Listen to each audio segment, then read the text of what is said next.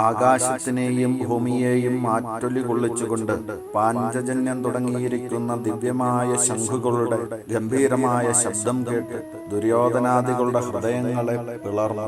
സിംഹഗർജനത്താൽ ഇതര മൃഗങ്ങളെ എന്നതുപോലെ ഭീഷ്മ ദ്രോണാദികൾ ഉൾപ്പെടെയുള്ള സമസ്ത കൗരവപ്പടയും ഭയന്നു വിറച്ചു.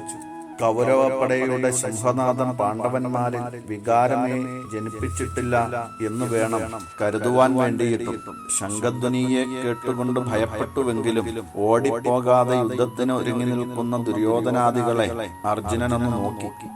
ശ്രീരാമചന്ദ്ര ഭക്തോത്തമനായ ഹനുമാൻ കൊടിയടയാളമായിരുന്ന് അനുഗ്രഹിക്കുകയും സർവേന്ദ്രിയ പ്രവർത്തകനായ ഭഗവാൻ ശ്രീകൃഷ്ണൻ സാരഥ്യം വഹിക്കുകയും ചെയ്തുകൊണ്ടിരിക്കുമ്പോൾ അർജുനന് യാതൊരു കാരണവശാലും ഭയത്തിന് യാതൊരു അവകാശവുമില്ല എന്ന് വേണം കരുതുവാൻ.